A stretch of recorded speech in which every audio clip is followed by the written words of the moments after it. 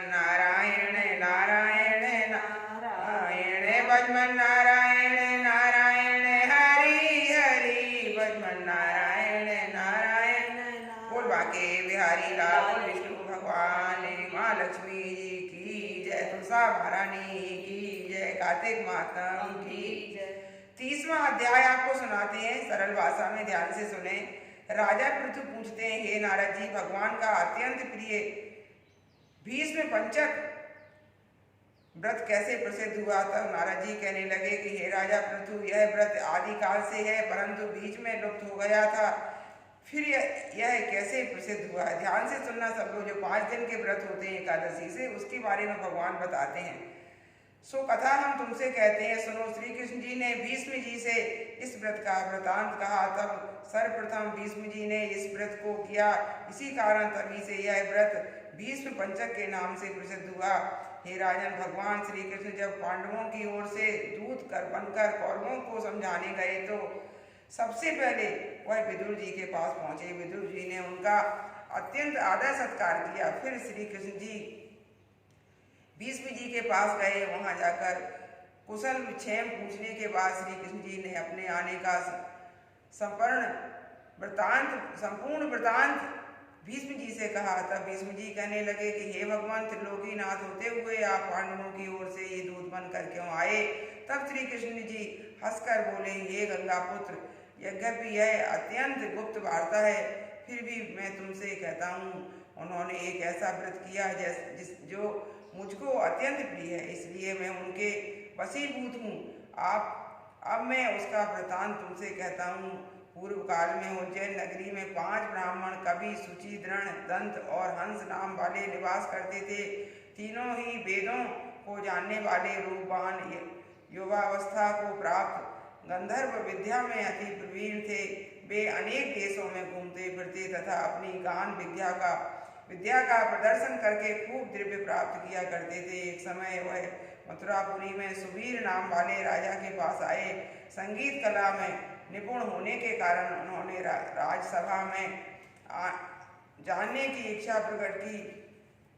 वह 4 दिन उपवास करते रहे और अत्यंत पवित्र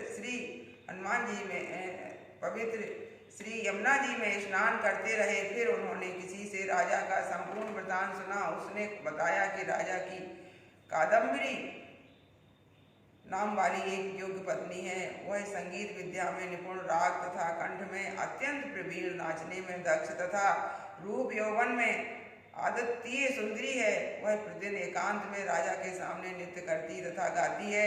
ऐसा सुनकर वे राजा के यहाँ पर पहुँच गए। राजा ने उन 5 को बुलाया। वहाँ पहुँचकर उन्होंने राजा को आशीर्वाद दिया और बैठ गए। कादम्बरी ने उनको संगीत विद्या में अति निपुण समझकर विशेष नृत्य किया। जब उसने चक्र में ताल दिया तो उन ब्राह्मणों ने उसको रोक दिया।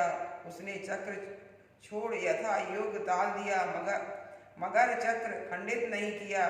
इस पर कादम्बरी का रूप और गुण देखकर वह 5 उस पर मोहित हो गए। कादम्बरी भी 5 को देखकर उन पर मोहित हो गई। उसने रात्रि को चोरी छिपे ब्राह्मणों के पास अपनी एक सखी के हाथ एक संदेश भेजा कि 5 में एक प्रतिदिन नगरी में दूर उत्तरी कोण में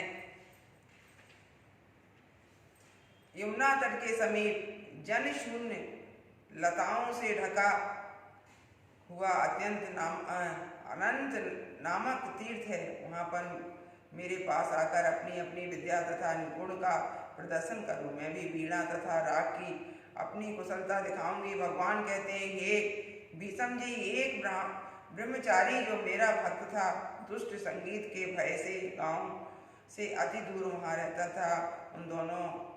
उन दिनों वह भीष्म पंचक व्रत करता हुआ देवालय में पूजन करता हुआ कार्तिक शुक्ला एकादशी के दिन उन संगीतज्ञ ब्राह्मणों में से कवि नाम वाला ब्राह्मण वहाँ पर आया। कादम्बरी भी मुनि के उस स्थान पर पहुँच गई।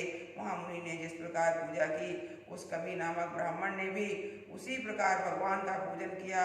उसके बाद वीणा लेकर गान करने लगे।